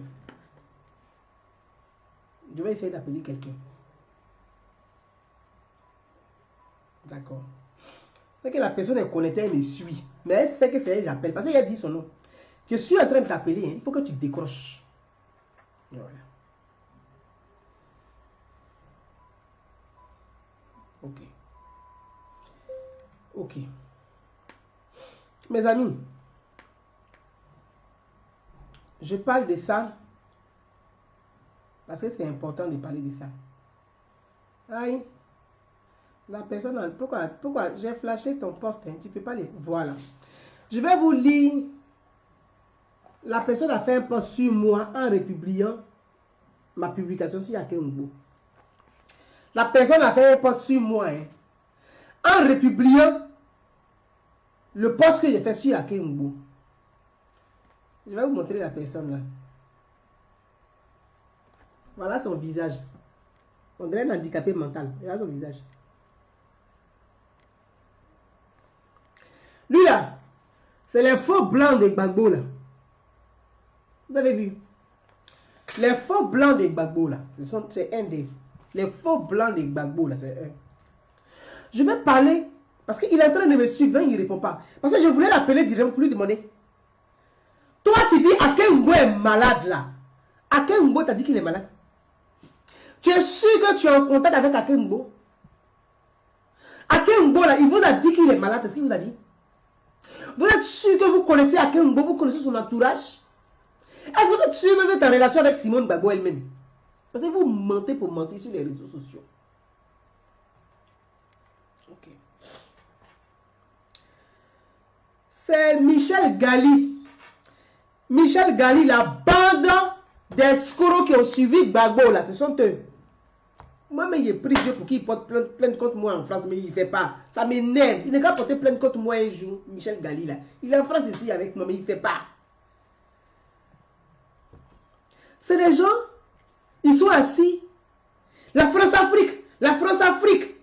Pourtant, eux-mêmes là, quand on dit France-Afrique là, la relation France et Afrique, il y a des faux intellectuels comme les Michel Gali là, qui sont rentrés dans cette relation franco-africaine, qui font les mêmes formes de spéculation pour aller escroquer les présidents en exercice de leurs fonctions. Ces faux blancs là, ils rentrent dans les réseaux des présidents africains, ils sont morts pour d'abat, ils sont morts pour bouffer. Pendant que les peuples sont en train de mourir famine là, eux ils rentrent dans les réseaux pour manger. C'est les Michel Gali, les bandes là. Mais c'est les mêmes quand ils sont assis, France-Afrique, France-Afrique. Mais toi-même tu es dans France-Afrique. Toi tu faisais quoi pour la Côte d'Ivoire, puis Gbagbo te donnait l'argent. Toi Gali, moi je m'adresse à toi directement aujourd'hui. Il t'a fait un poste sur moi. Hein. Toi tu as apporté quel équilibre à la Côte d'Ivoire et puis tu as bouffé l'argent de la Côte d'Ivoire. Toi et puis Guy Laberty là, vous avez apporté quoi de bon à la Côte d'Ivoire, puis Gbagbo vous a donné autant d'argent. Toi oh, Guy Laberty oh, Boudet oh, vous avez apporté quoi à la Côte d'Ivoire? Et puis vous avez bouffé l'argent du pays comme bêtement là, vous avez apporté quoi à la Côte d'Ivoire? Vous êtes de France-Afrique. C'est vous, vous décrivez les réseaux de Foucault là. Mais c'est vous. C'est vous-même les Foucault là. C'est vous les petits Foucault là. Tu connais Akengbo où? Pas Michel Gali. Toi, tu connais Akengbo où? Akengbo vous a dit qu'il est malade? Est-ce qu'il vous a dit qu'il est malade? Vous prenez photo du monsieur, vous publiez partout. Vous avez appelé Akengbo puis vous a dit qu'il est malade. Est-ce que vous avez appelé Simone Bagbo là pour dire, mais Simone Bagbo, c'est toi qui étais avec Akengbo quand il a fait les photos. Il est malade ou il n'est pas malade? Est-ce que vous avez fait ça? Et puis vous spéculez, vous mentez comme ça sur les réseaux sociaux comme ça là. Tellement, vous, tout est politique. Tellement que vous faites tout politique, vous êtes très bête. Parce qu'il y a pris sur le mot, il dit bête. Vous êtes bête. Il y a plus bien dessus pour vous faire mal. Vous rendez tellement tout politique que vous ne réfléchissez pas. Vous ne raisonnez plus. Vous êtes incapable de discerner le vrai du faux. Tout est question de politique. On a vu Akengbo, il a maigri avec sa barbe. Oh, Alassane Ouattara est en train de tuer Akengbo. Go Koulibaly est en train de tuer Akengbo. Vous êtes parti sur les réseaux sociaux avec ce mensonge grotesque là. Vous êtes parti sur les réseaux sociaux. Akengbo n'est pas malade. Moi, Gouzan, j'ai vu Akengbo à Abidjan. Mon retour sur Paris là. Moi, j'ai vu Akengbo à Abidjan. Akengbo là, sa vie qu'il mène là. Toi-même, tu vas vivre 1 millième de sa vie. C'est qu'il a là, tu n'as même pas ça. Toi qui es sur les réseaux sociaux avec ta misère là, c'est que Akengbo, c'est que le gouvernement Ouattara a donné à Akengbo là. Toi-même là, tu vas travailler pendant 50 ans, tu ne peux pas économiser ça. C'est moi qui dis ça. Ce que Ouattara a donné, les hommes politiques qui sont en Côte d'Ivoire, qui font les faux semblants là, c'est que Ouattara leur donne là. En France, ici, nous sommes là, on va cotiser, on va travailler pendant 50 ans, on ne peut pas économiser ça. C'est nous, on est sur les réseaux sociaux, on est en train de spéculer dans le mensonge seulement. Akengbo est malade. Toi, c'est qui il est là, t'as ça. Akengbo, c'est un acquis. Il est acquis. Regardez les acquis aujourd'hui, comment ils sont ordonnés, ils sont organisés. Akengbo fait partie des cadres acquis qui a réorganisé la population, la communauté acquis. Avec Patrice Hachi. Patrice Hachi, là, il ne peut pas être dans le gouvernement Ouattara et puis il va regarder Akengbo en souffrance. Les acquis, ils ne sont pas bêtes comme nous à l'Ouest. Hein. Ils ne sont pas bêtes comme ça. Hein. Ils sont très organisés et puis ils sont très solidaires. Patrice Hachi, là, il ne peut pas être dans le gouvernement. Patrice Hachi peut être dans le gouvernement. Et puis Akengbo va être malade et puis il va le regarder. Pour réorganiser les acquis, là, il a fallu l'aide de Patrice Hachi et l'aide de tous les cadres acquis. Il a fait asseoir ses parents, les cadres acquis, il dit asseyez-vous. Le président va venir chez nous, écoutez-le. Qu'est-ce que vous voulez? Dites seulement ce que vous voulez. Moi, Hachi, Patrick, il vous dit, Alassane Ouattara va vous donner ce que vous voulez, vous les acquis. Ayakase à Togourou, le RDF n'est même pas 5% là-bas avant. C'est qu'il votait que Gbagbo, les acquis là. Et là, une fois même, il n'était même pas pour le PDC, il disait que FPI. Quand on dit FPI, il est la base, là, c'est les acquis. Mais aujourd'hui, là, regardez-les. Pour revenir à M. Akengbo, là, écoutez bien ce que je dis. Regardez les acquis aujourd'hui. Sous Gbagbo, là, ils n'ont rien eu. Alors qu'ils ont sacrifié leur vie pour l'opposition des Gbagbo. Donc, sous Houphouët Boigny, là, ils n'ont rien eu, les acquis et les abeilles. Houphouët les a punis sévèrement. Houphouët Boigny n'a rien donné. Mais quand Gbagbo est venu là, ils n'ont pas eu. Ils n'ont rien eu sous Gbagbo. Hachi est venu trouver ses parents. Il dit, hé, vous n'allez pas mourir comme des idiots. Je suis votre fils. Suivez-moi. Regardez. Ce que vous voulez là, je vais vous apporter. Le maire d'Ayakase à Togo a dit au président Alassane Ouattara, tu dis, tu vas nous envoyer ça. Il dit, oui. Il dit, d'accord. Si tu fais ça là, tu vas voir ce qu'on va faire. Regardez là-bas. Le président a développé le coin pour leur donner. En 2015 là, le Yakase à Togo qui faisait 3%. RDA, ils ont fait 33% là-bas. Donc 2020 là, c'est bouclé même là-bas. Les acquis sont plus dans Poto-Poto comme nous à l'ouest, on est dedans. C'est nous à l'ouest là, on est resté dans Poto-Poto des Gbagbo, on est dedans. On nage dans Poto-Poto. Les gens s'organisent pour prendre le développement. Mais nous, on est assis à l'ouest là, on est dans Poto-Poto, mensonge, manipulation, mensonge, propagande, manipulation. Au lieu de penser développement, on est dans Poto-Poto. C'est la même chose. Regardez sur les réseaux sociaux. Ceux qui relaient, oh, Aken est malade. Ouattara est en train de tuer Aken. Regardez les noms, regardez où ils sont. C'est poto. Ils sont dans poto. Aken là, il n'est pas malade. Moi, je l'ai vu à Abidjan. Ma voiture a garé. J'ai vu une berline noire qui a garé devant ma voiture. Moi-même, mon cœur est coupé. Il dit, mais c'est quelle personnalité ça là? Qui est descendu? C'est M. Aken. Bluffeur va le tuer. Le protocole qu'il a là, moi, mais il n'y a pas protocole, il n'y a pas ça. Il a un protocole qui est garanti. Quand il descend là, il est habillé en jean, chemisette, plié légèrement ses manches. Il a fait un décalage. Son chauffeur allait garer le protocole. Il était avec sa femme, valise, il est monté dans l'avion. Au moment où on monte dans queue d'avion, il est la tête de l'avion, première classe.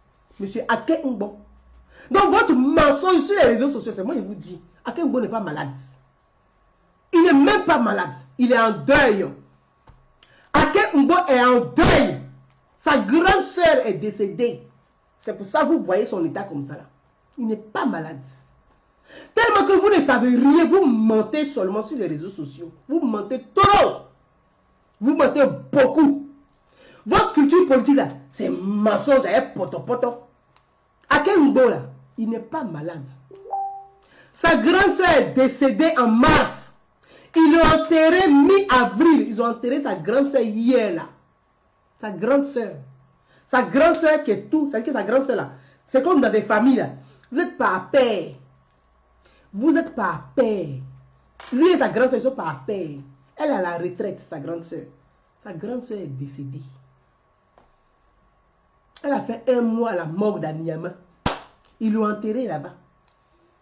Simone Gbagbo allait, depuis que la soeur de Aken, ils l'ont enterré le 12, le 13 avril. Simone Gbagbo allait faire Yako à Aken Ngbo. C'est comme ça que vous avez vu photo avec Simone Gbagbo là. Vous dites que vous êtes dans le groupe de Gbagbo, de Simone Gbagbo là. Donc vous ne savez pas que Simone Gbagbo là, elle allait faire Yako à Aken Ngbo. Elle allait souhaiter ses condoléances à Aken Ngbo. Vous ne savez pas ça. Vous êtes sur les réseaux sociaux, vous ne savez pas ça. Vous ne pouvez pas vous renseigner au moins un peu. Moi, je ne suis pas dans le réseau de Simone Gbagbo. Mais pourquoi moi je sais ça? Et puis vous dites que vous êtes dans le réseau là. Vous ne savez même pas ça. Aken Ngbo, sa soeur, il est en deuil. Sa grande soeur est décédée. La grande soeur d'Aken Ngbo est morte, elle est décédée. Ils l'ont enterrée là. Il n'y a même pas 1 mois. Donc Aken Ngbo n'est pas malade, il est en deuil. Vous savez ce que c'est qu'un deuil? Quand tu as attaché ta grande soeur là et qu'elle décède là, vous savez ce que c'est? Donc, il est dans son moment de deuil. Il n'est pas malade. Il est en deuil. Vous avez relayé ça. Vous avez menti. C'est qu'à conviction. Jusqu'à je vois même certaines pages TV de PDCI aussi qui relaient ce mensonge grotesque. C'est quel journaliste de PDCI c'est là aussi? On ne comprend même plus rien dans ce pays-là. Tout le monde est journaliste. Tout le monde ment. PDCI aussi relaie ça. L'état d'Aken Ngbo inquiète les gens. Mais quelqu'un qui a perdu sa grande soeur, son état est comment? Il n'est pas malade? Est-ce que quelqu'un même qui est malade, même qui sort de lit d'hôpital, il peut se tenir comme il s'est tenu? Il n'est pas malade. Il est en deuil. Vous parlez de son aspect. Mais la barbe d'Aken Ngbo, là, ça une fois changé. Aken Ngbo, c'est un rasta. Aken Ngbo, c'est un rastaman. C'est un rasta. Rasta, là, c'est pas que les fumeurs de Geji. Hein. Non. Ne confondez pas les rastas de Serge Kassi et autres, là, ça n'a rien à voir. Hein. Aken Ngbo, là, c'est une philosophie. Son rasta même là, c'est un état d'esprit, c'est une philosophie. Rasta là, c'est une philosophie. C'est des gens normalement qui sont des végétariens. Ils ne mangent pas la viande, tous ces gens végétariens. Les rastas même sont végétariens. Ils ne mangent pas la viande. Aken Ngbo là, c'est un rasta. Sa barbe, ses cheveux, il a toujours été comme ça.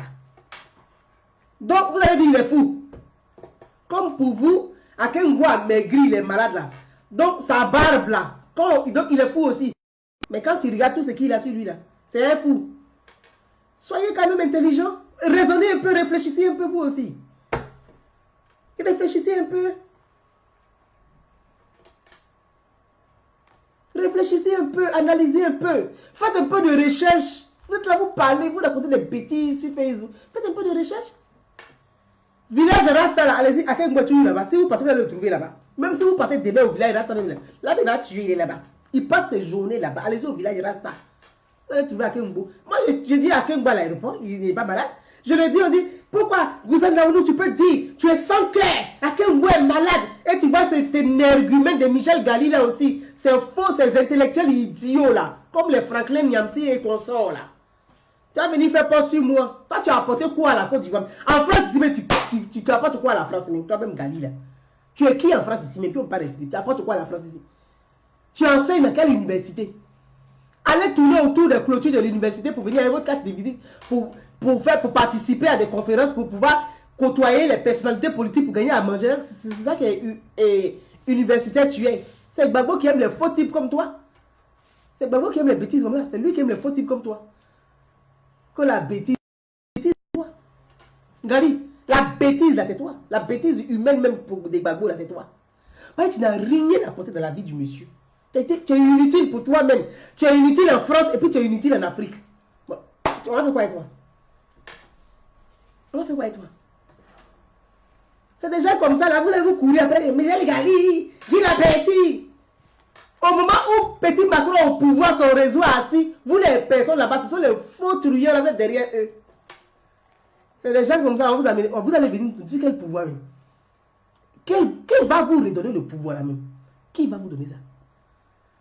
Donc vous ne connaissez pas les Ivoiriens. Ils ne sont pas dans le cauchemar 2 fois. Ils vont rire avec toi, mais le cauchemar, ils n'ont plus envie de vivre ça.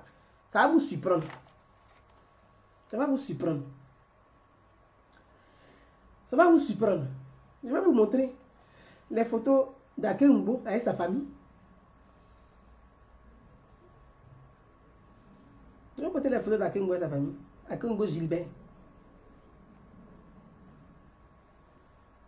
Voilà. Simone Gbagbo était chez lui.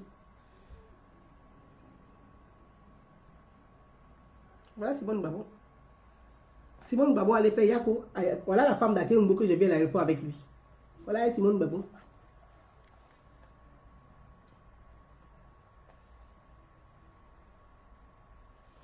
Ceux-là, ils étaient chez Akengbo avec Simone Gbagbo, la délégation de Simone Gbagbo chez Akengbo pour aller faire Yako.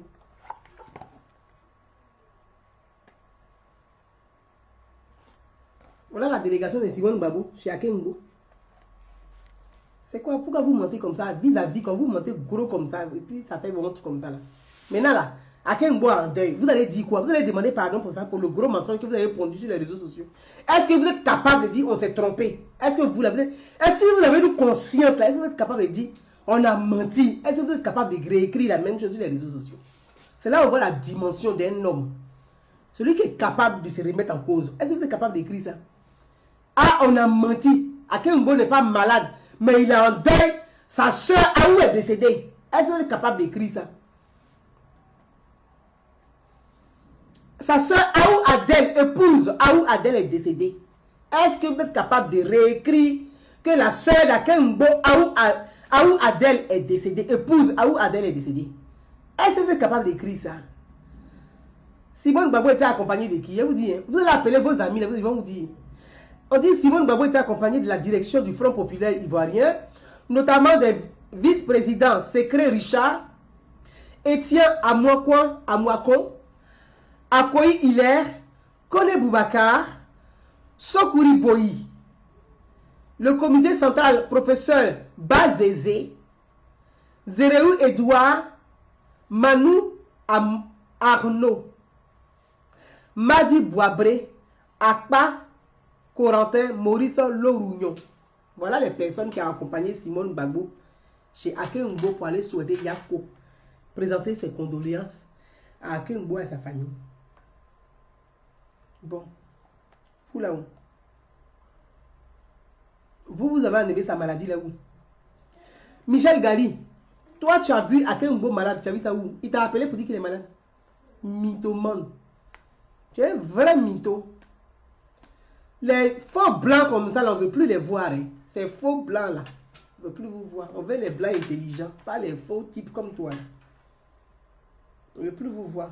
Vous venez pour traîner autour. Ça veut dire que maintenant, comme vous ne trouvez pas réseau, dans le réseau de Ouattara, dans le gouvernement Ouattara, Vous êtes là, vous cherchez les faux réseaux là. Vous courez derrière les opposants africains là. Pour aller dire oui, nous on a les réseaux, on va vous aider à trouver une relation, à établir la relation avec la France. Toi, tu as quelle relation? Même moi-même là. Moi-même, il y a ici d'origine là, il y a une relation en France plus que toi, Gali. Moi, vous en avez. Je suis d'origine. J'ai une relation plus que toi, Gali, en France ici. Moi-même, il y a un réseau que toi. Donc, tu as apporté quoi à un pays africain? Des plaisanter. Plaisanter. Tu as apporté quoi? Vous courez aujourd'hui là, les Gali, c'est quoi? Ils sont en train de courir derrière le petit Soro Dioma. Ils pensent que, eux, dans leur esprit, là, ils pensent que Soro Dioma va venir au pouvoir. Donc, ils sont en train de chercher clients où ils vont venir d'abord. Soro ne va pas venir quelque part. Soro, il sait qu'il ne vient pas quelque part. Soro lui-même, il sait ça. Soro Diom, là, est-ce que vous avez une fois vu, il a attrapé un village en otage? Est-ce que vous avez une fois entendu même que Soro a arrêté une route pour dire que moi là-bas, je bloque la route, personne ne rentre? Il a une fois fait ça sous Ouattara. Il connaît dans le visage de celui qui pisse dedans. Donc, vous allez tourner là, vous n'allez plus venir quelque part. C'est plus possible. Mes amis, je voulais conclure avec vous. Gilbert Marie Akengbo n'est pas malade. Il est en deuil. Il a perdu sa grande soeur qui est décédée. Il a sa grande soeur qui est décédée. Sa grande soeur qui est décédée. Malheureusement, elle est à la retraite. Sa grande soeur, elle a... je vais vous donner... voilà. Sa grande soeur est décédée le 21 mars dernier, 2019. Elle a été inhumée à Niamey le 12 avril 2019. Le mois dernier, là, ils ont enterré sa grande soeur. Il est dans un moment de deuil, il fait un moment de deuil. Voilà. C'est pour ça qu'il a un état qui est un peu diminué, mais il n'est pas malade. Il est en deuil. Voilà. Sa soeur s'appelle, je vais vous donner tout son nom, le nom de sa soeur. Elle s'appelle Dame Aou Adèle. Sa soeur s'appelle Aou Adèle. Elle est décédée, voilà, à Abidjan. Sa soeur est décédée à Abidjan. Ouais. La soeur de M. Akengbo est décédée à Abidjan. Madame Adèle est décédée à Abidjan. Donc, les gens qui racontent un peu partout que M. Akengbo est malade, allez-y leur dire que Akengbo n'est pas malade, il est en deuil. S'ils peuvent lui souhaiter Yako, ne pas lui souhaiter Yako. S'ils peuvent présenter leurs condoléances, ne pas présenter leurs condoléances, mais qu'ils arrêtent de mentir et de faire croire aux gens sur les réseaux sociaux que le gouvernement Ouattara est en train de tuer Akengbo, que Ouattara est en train de tuer les intellectuels, Ouattara est en train de tuer les intellectuels ivoiriens. Non! Ouattara ne tue pas les intellectuels ivoiriens. Mais c'est vous là, votre comportement là, c'est vous qui tuez les intellectuels FPI. Vous là, votre comportement, c'est vous qui tuez les intellectuels de l'opposition. Parce que vous n'êtes pas suffisamment intelligent. Vous tuez les intellectuels. Vos propres intellectuels, vous les tuez pour votre petite personne. Vous tuez vos propres intellectuels pour votre vengeance personnelle. Pour votre égoïste, par égoïsme, vous tuez vos intellectuels. Ce n'est pas la seule Ouattara qui les tue. Ouattara ne tue pas les intellectuels. Dites-moi, il les tue comment? Akengbo, là, il a des compétences, certes. Akengbo a des compétences. Qui a tué Akengbo en réalité? C'est Gbagbo et Simone qui ont tué Akengbo. Comment un homme qui est si compétent, toi-même tu sais que tu as perdu le pouvoir. Un homme, Akengbo qui est un homme intelligent, vous-même, vous savez que vous avez perdu un pouvoir. Vous le savez très bien. Mais vous avez trouvé le moyen par égoïsme pur, par méchanceté pure. Vous avez pris les intellectuels du FPI là. Comme vous avez perdu le pouvoir, vous avez fait semblant de faire un faux gouvernement de 48 heures. Vous avez trimballé tout cela dans ce faux gouvernement. Pourtant, vous savez que vous avez perdu le pouvoir.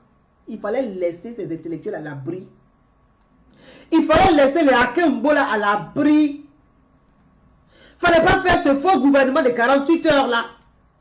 Les Akengbo là, il fallait les garder à l'abri pour dire réunion, on a perdu pouvoir là. Hein. Donc nos intellectuels qui sont comme, on appelle la ressource intellectuelle là, on va la protéger et ne qu'à rester ici. On va vite négocier avec les gens. Si Ouattara vient là, on va proposer nos intellectuels là, pour qu'ils puissent rentrer et travailler avec le gouvernement Ouattara. Donc, entre vous là, vous dites que tous les professeurs, vous êtes des diplômés là, il n'y a pas quelqu'un qui était intelligent dedans pour proposer ça dedans. Il n'y avait pas. Au FPI, il y a beaucoup de diplômés, mais il n'y a pas beaucoup d'intellectuels cultivés. FPI, il y a beaucoup de diplômés. Avoir diplôme et puis avoir la culture là, c'est deux. Hein. Tu peux être diplômé et puis tu peux ne pas avoir la culture. Comme tu peux être cultivé et puis tu n'as pas de diplôme. Il y a des gens qui sont cultivés, on dit culture générale. C'est ceux qui sont vraiment intelligents. Ce n'est pas diplômé. Hein. Les diplômés là, ils connaissent rien souvent. Il fallait garder les Akengbo là comme une ressource pour pouvoir rebondir. Vous n'avez pas fait ça. Donc, qui a tué Akengbo? Qui a tué cette compétence? C'est vous-même qui avez tué Akengbo. C'est vous qui tuez sa compétence. Malheureusement, vous n'êtes même pas capable de rebondir et de vous réorganiser. Vous n'êtes même pas capable de ça. Vous allez apporter quoi même à la Côte d'Ivoire? Dans un débat, même en 2020, là, vous allez apporter quoi dans le débat? Vous allez apporter quoi? Vous allez venir en groupe là, en morceaux pour vous disputer sur un plateau pour avoir honte. Les gens vont avoir honte pour rien. C'est même pas la peine de vous voir sur un plateau parce qu'on va avoir honte. Vous allez venir par groupe. Chacun vient à son camp. Au lieu de proposer un truc commun, ils vont venir sur les plateaux télé là, pour s'insulter entre eux. Bon, des gens comme ça, ils vont apporter quoi dans un débat? Rien. C'est vrai qu'on dit que c'est bouclé. Rien, vous n'avez rien à apporter dans un débat. Rien de nouveau sur le cocotier.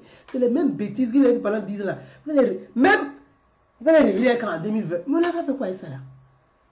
C'est vous qui avez tué Akengbo. Ce sont des compétences. Par votre comportement là, vous tuez vos intellectuels. Si vous étiez capable d'avoir suffisamment de recul, de prendre de la hauteur, de grandir un peu, si vous étiez capable de grandir un peu, les Akengbo seraient utiles aujourd'hui dans la République de la Ouattara.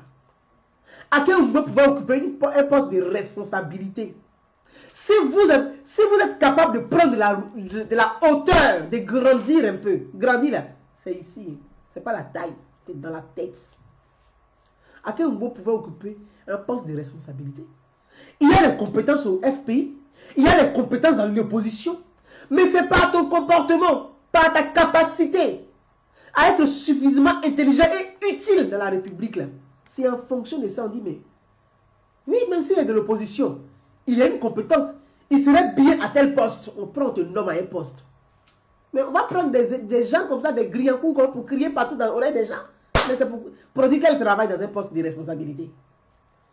Tu vas produire quel travail? Tu vas saboter le travail des gens? Ah, mais c'est ça. C'est pour ça que vous tuez vos compétences. C'est ce que je dis toujours. C'est vrai, souvent quand il y a plus sur les mots là, ça vous blesse. Mais il vous blesse aussi exprès pour réveiller votre conscience. Parce que vous dormez. Tu vas occuper quel poste? On va te prendre pour te nommer à un poste stratégique. Pour quelle raison? Pour venir saboter le travail du gouvernement? Non, on ne peut pas te mettre là-bas.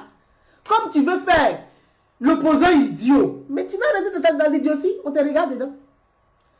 Quand on compte le nombre, on dit à combien d'habitants là? Tu fais partie des habitants, mais tu es inutile dans la République. C'est tout.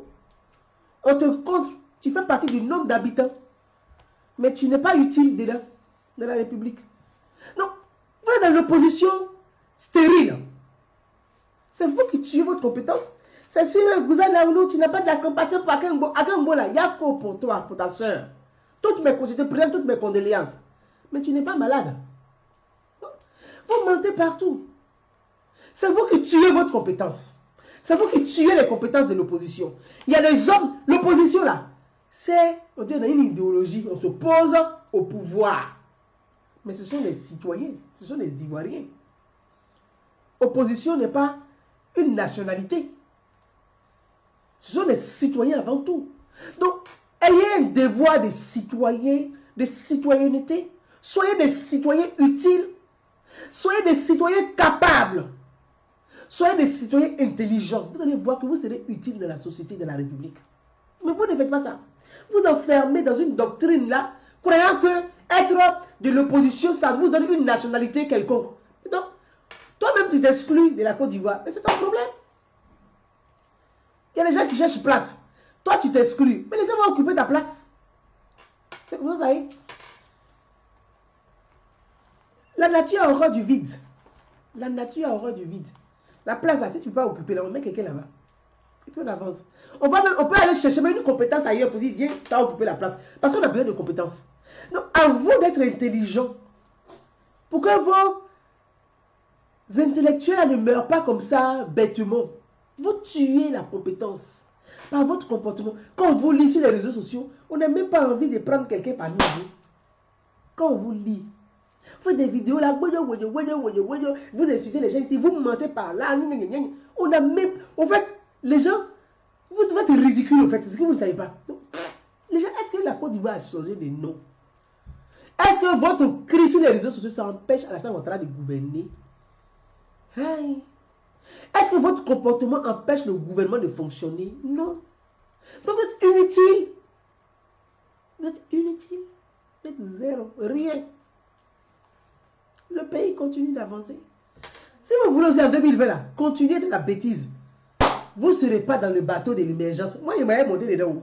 Parce que moi, il monte dans le bateau de l'émergence. Je ne vais pas rester à quai. Bateau de Noé, là, c'est le bateau de l'émergence 2020. Là. Nous tous, on va monter dedans. Ça s'appelle le bateau de Noé. On est dedans. Le train de l'émergence, là, celui qui ne veut pas monter, là, c'est ton problème. Tu restes à quai. Les gens vont monter, ils vont partir. Ils vont faire le tour. 5 ans après, ils vont te trouver sur le même quai, là. Si tu veux monter aussi, tu montes. Tu ne veux pas aussi, il faut rester là. Sur les quais des trains, là, il y a des clochards qui dorment là. Ça n'empêche pas le train de démarrer. Tu vas finir comme ça, c'est tout. Comme un clodo. Tu vas finir comme un clochard sur le quai. Parce que les trains de l'émergence, quand ils s'arrêtent là, il fait tu montes. Tu n'es pas monté, tu restes sur le quai. Tu es le clochard sur le quai. Nous, on continue. On continue. Donc, mes amis, merci Deki Marius. Merci à vous. Merci Dosso Drogba. Merci Ahmed Dosso. Merci. Merci à vous tous, mes amis. Merci à vous tous, mes frères. Abiba Bibiche, la princesse. Elle, c'est Angela Merkel. Salut à toi. Bise, princesse. À vous tous, merci. Mori Diallo, merci à toi. C'est malheureux. Train de l'émergence, là. Mes amis, c'est des citoyens qui montent dedans. Train de l'émergence, là, c'est des citoyens qui montent dedans. Moi, je suis une citoyenne. Train là, il est monté aussi dedans. Moi, il n'est pas chié à l'église. Il n'est pas mis Jésus sur la croix. Donc, train là, il est monté dedans. Soyez des citoyens pour monter dans le train de l'émergence. Sinon, vous allez rester sur le quai là. Pour finir comme des clodos, les clochards. Quand tu pries, tu dis je vais être à la queue. C'est ce que tu dis. Quand tu pries là, est-ce que tu dis que je vais être à la queue? Tu dis Seigneur, tu dis Dieu, Allah, je vais être à la tête. Toi, le train arrive, c'est toi qui es en train de traîner tes pieds pour être à la queue. Moi là, il m'a à la tête. Tout le monde, je veux que vous soyez à la tête. Je veux que vous soyez des citoyens pour monter dans le train de l'émergence. Vous ne devez pas rester à quai. Vous ne pouvez plus rester à quai. Vous devez monter dans le train de l'émergence. Le train de l'émergence, c'est la République utile. C'est la République consciente. C'est des citoyens utiles. C'est des citoyens conscients. C'est des citoyens capables de surmonter leur égoïsme et de penser au commun, à la Côte d'Ivoire d'abord. C'est ceux-là qui vont monter dans le train. Donc le train il va arriver bientôt. Il va faire pom. Quand tu entends là, prends ton sac, il faut être sur le quai pour monter dedans. Tu ne peux pas rester à quai. Donc toutes ces compétences-là, vous les tuez pour rien.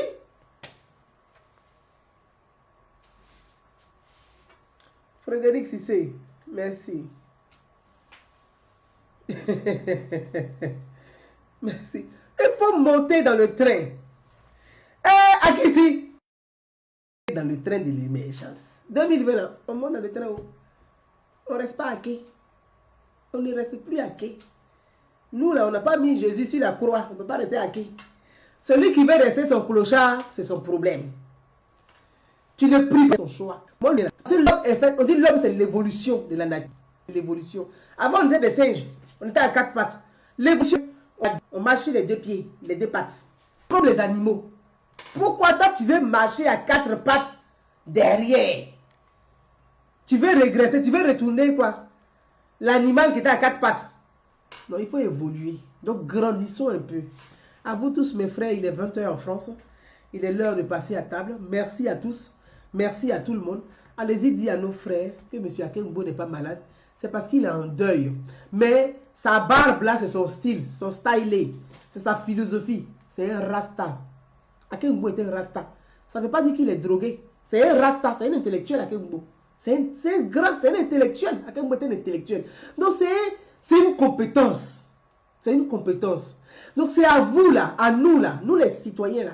C'est à nous de parfois interpeller les autorités pour dire oui, c'est vrai. Ils n'ont pas de même obédience politique que vous, c'est vrai. Mais il y a des compétences quelque part. Il peut être utile. C'est façon, tu vas poser ton débat là. Tu vas poser tes revendications là. Ton comportement doit aller avec là. C'est en fonction de ça, on dit, ah, il y a une compétence. À quel mot c'est vrai, c'est une compétence. On ne peut pas la laisser comme ça. On a besoin, le pays a besoin de la compétence. On va chercher des compétences. Mais tu es assez différent de la force. Toi, tu peux frapper quelqu'un. Toi, tu peux, c'est par la force on obtient les choses. C'est dans le dialogue. C'est dans le dialogue. C'est par le dialogue qu'on obtient. C'est pas par la force. Parce que quand tu n'as pas force là, tu ne peux pas frapper quelqu'un là. Tu ne cherches pas à crier sur lui. Tu parles doucement. Voilà. Donc apprenez à parler doucement. Apprenez à dialoguer. Apprenez à discuter. Apprenez à vous écouter et à écouter les autres. Vous allez voir que les choses vont s'arranger pour vous. Mes amis, à vous tous, belle soirée. Et puis je vous dis, tes bagages sont prêts, non? Marie-Anne demandait. Moi, elle dit, moi, il y a un sac au dos. Parce que les gens, nous devons monter dans le train. Il y a un sac au dos. Donc voilà, à vous tous. À vous tous. Je vous embrasse très fort. Merci de m'avoir suivi. Je serai collé à toi dans le bateau de Noé. C'est le bateau de Noé. Vous avez le bateau de Noé là, non? Ceux qui ont la Bible, on dit bateau de Noé. Tout le monde, même les animaux ont pris place dedans. Qui va rester à bord? Tout le monde va monter. Sinali Ouattara, salut à toi. Dosso Drogba, merci. Cécile Aouni, merci à toi. Merci à vous tous, mes amis. Merci et très belle soirée. On a passé de très bons moments ensemble. Voilà, pour vous dire un peu, on a fait le tour de l'actualité des réseaux sociaux, de l'actualité sociale, parce que c'est une actualité sociale, elle n'est pas vraiment politique, mais c'est les gens qui cherchent à politiser. Il dit, Abeka, Profit Oro, il dit, attends-moi, Gouza, on va monter. On va monter dans le train de l'émergence. Nous tous, on sera à la tête. On monte à la tête du train. Adama Savané, merci à toi. Sorry Touré. Voilà. Donc on va se laisser sur ces quelques éclats de rire. C'est vos commentaires qui me font mourir de rire. Les gars vont devenir zinzin. Ils vont dire Gouza dit elle se va faire campagne pour la salle en 2020. Ce sont nos frères, ils sont extraordinaires en même temps. Il faut les prendre comme ils sont. Je les salue au passage et je leur demande de préparer les sacs au dos. On va monter dans le train ensemble. Donc, je vais dire à mes frères Go là et à mes soeurs Go là, préparez vos sacs au dos. Ne soyez pas des clochards sur les quais. Venez, on va monter dans le train de l'émergence. Il y a le train de l'émergence, il y a le bateau de l'émergence. Ne restez pas des clochards. Ça fait 9 ans, vous êtes sur le quai. Mettez le sac au dos en 2020. On va monter dans le train de l'émergence. Soyez des citoyens utiles. Je vois ma grandesse Chanel, car je t'embrasse très fort. Merci à toi. On va monter dans le train de l'émergence. À vous, mes frères, ceux qui se réclament des gors, ce sont aussi des citoyens ivoiriens. Malgré un peu leur bulle utopique, ils sont des citoyens ivoiriens. Il faut aller vers eux, il faut leur parler, il faut les aider, parce que c'est ceux qui ont du mal à se relever vous savez, quand il y a une difficulté, il y a ceux qui sont à terre, qui ont du mal à se relever, et puis il y a ceux qui arrivent à se lever. Ceux qui arrivent à se lever là, il faut aller aider ceux qui sont au sol, à dire, lève-toi, il faut t'appuyer sur mon genou et lève-toi. Donc, souvent, on n'a qu'à leur tendre la main, on n'a qu'à leur tendre le genou, ils vont s'appuyer, ils vont essayer de se lever un peu. Sinon, ils vont finir clochard sur le quai. Le train va passer pour les laisser. Belle soirée à vous tous. Sam Back, je t'embrasse très fort. Et Vassila, merci à toi. Les trois. Voilà, Ouattara Ahmed. Bisous à tout le monde et je vous dis à demain, Inch'Allah. Voilà, je vous embrasse. Très belle soirée. Belle soirée à tout le monde. Ciao, ciao. Ciao. Ciao. Ma batterie, elle est faible. Voilà.